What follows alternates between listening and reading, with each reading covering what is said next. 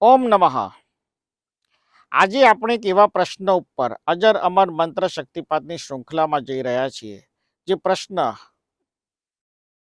આજે પણ પૂછાય છે અને હજારો વર્ષ પછી પણ પૂછાશે, અને છતાં પણ ઘણીવાર માણસ કન્ફ્યુઝ રહેશે. પ્રશ્ન છે કે આપણે આપણા ઘરમાં પાલતુ પ્રાણી પાળવા જોઈએ કે ના પાળવા જોઈએ, અને પાળવા જોઈએ તો શું ધ્યાન રાખવું જોઈએ, અને શું સુવિધા અથવા તો શું પ્રોસેસ આપણે કરવી જોઈએ.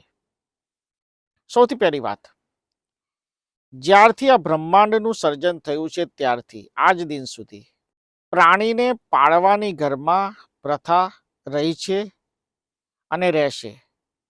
પ્રાણીઓને પાળવા, ઉછેરવા, મોટા કરવા, એને ઘરના પરિવારના સદસ્યની જેમ રાખવા, એમાં કંઈ જ ખોટું નથી, શાસ્ત્રની દ્રષ્ટિએ પણ અને વેદોની બી દ્રષ્ટિએ પણ. એનું પ્રમાણ છે કે ભગવાન શ્રી કૃષ્ણ 5000 વર્ષ પહેલા જ્યારે ધરતી પર સદેહ હતા ત્યારે ગોકુળમાં એમને ગાયો ચરાવી, ગાયોની આસપાસ ઉભા રહીને વાંસળી વગાડી. એમના પોતાના ઘરમાં ગૌશાળા હતી, એટલે ગાય, બિલાડી કે આપ જે કોઈ બી પશુને પાળવા માંગતા હોય એને આપ પાળી શકો છો. આપણે ખાલી ધ્યાનમાં એટલું જ રાખવું જોઈએ કે સરકારે જે પશુને કે પક્ષીને પાળવાની પરમિશન આપી હોય એને જ આપણે ઘરમાં પાળવા જોઈએ. હવે તમે ધારો કે એક્ઝામ્પલ તરીકે તમે કૂતરાને લાવો છો ઘરમાં પાળવા માટે, કૂતરાને ઘરના સદસ્યની જેમ રાખો છો, તો તમારે શું સાવચેતી રાખવાની છે? સમજો કે જે વ્યક્તિ ઘરમાં પાલતુ પ્રાણીને લાવવા માંગે છે, એટલે કે એક ડોગને લાવવા માંગે છે. હવે ધારો કે મયંકભાઈનો દીકરો દીપક ઘરમાં એક ડોગ લાવવા માંગે છે, તો દીપકની રાશિ થઈ મીન, અથવા તો એની જન્મ રાશિ જે પણ હોય એને એની જન્મ રાશિ પ્રમાણે કયા કલરનું પ્રાણી ઘરમાં લાવવું જોઈએ એના પર હું વાત કરીશ, અને કયા વારે લાવવું જોઈએ. સૌથી પહેલા આપણે ક્રમસર જઈએ. મેષ રાશિવાળા વ્યક્તિઓ જે ઘરમાં પાલતુ પ્રાણી પાળવા માંગતા હોય એમણે સફેદ અથવા તો બ્રાઉન કોફી કલરનું, સફેદ અથવા તો કોફી કલર જે પ્રાણીનો હોય એ પ્રાણીને પાળી શકે છે. અને ઘરમાં લાવવા માટે એને 1, 2 અને 3 આ તારીખો દરમિયાન જ ઘરમાં લાવવાનું રહેશે. ધારો કે મેષ રાશિવાળા જાતક ગાયને પાળવા માંગે છે, અથવા તો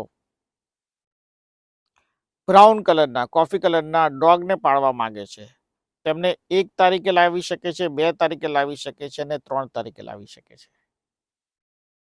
નંબર 2, વૃષભ રાશિ.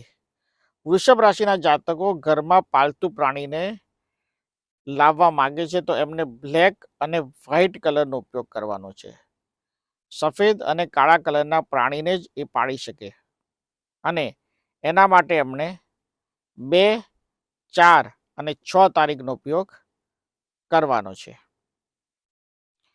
મિથુન રાશિના જાતકો જો પોતાના ઘરમાં પ્રાણીને પાળવા માંગતા હોય તો એમને વ્હાઇટ કલરનું, સફેદ કલરના પ્રાણીને જ ઘરમાં પાળવા જોઈએ, અને એના માટે 9, 10 અને 11 તારીખના દિવસે જ એ પ્રાણીનો ઘરમાં પ્રવેશ કરાવવો જોઈએ.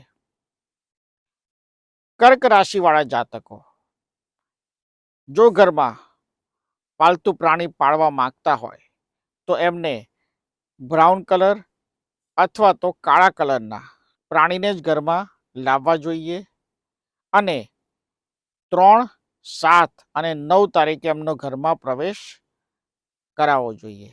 સિંહ રાશિવાળા જાતકો જો પશુને પાળવા માંગતા હોય ઘરમાં, તો એમને કાળા કલરનો અને બ્રાઉન કલરનો એટલે કે કોફી કલરનો પ્રાણીઓને જ ઘરમાં પાળવા જોઈએ, અને ઘરમાં તેમને 10 તારીખ, 11 તારીખ અને 12 તારીખે પ્રવેશ કરાવવો જોઈએ.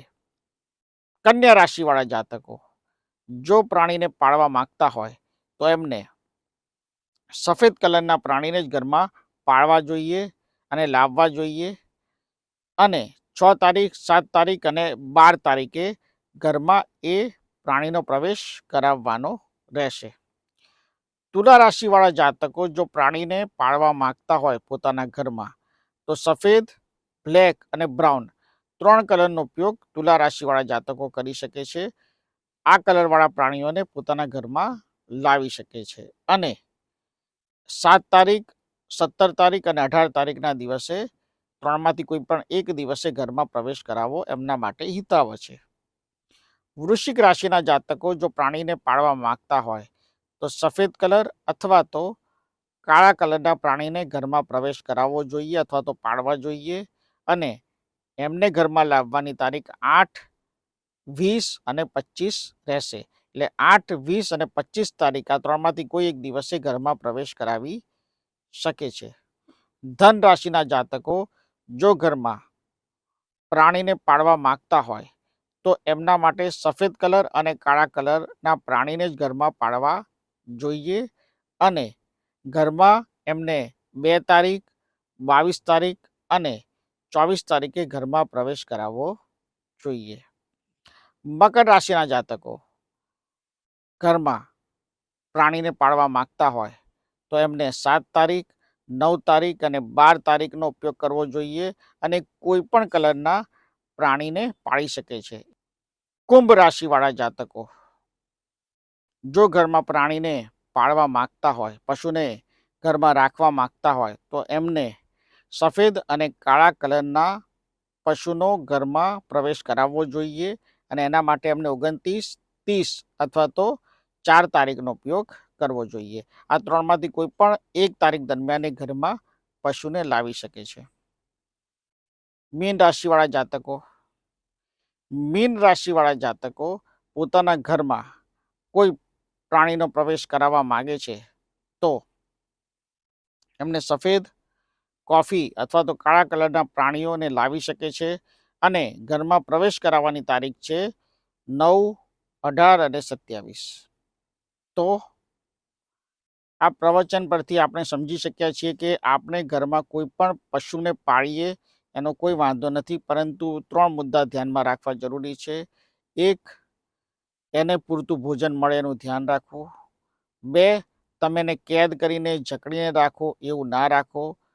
એને જેલમાં હોય, કેદમાં હોય એવો અહેસાસ થવો ના જોઈએ, એનું પણ તમારે ધ્યાન રાખવું જોઈએ. અને નંબર 3, તમારે એને ઘરના એક સદસ્યની જેમ, સભ્યની જેમ જ ટ્રીટમેન્ટ આપવી જોઈએ.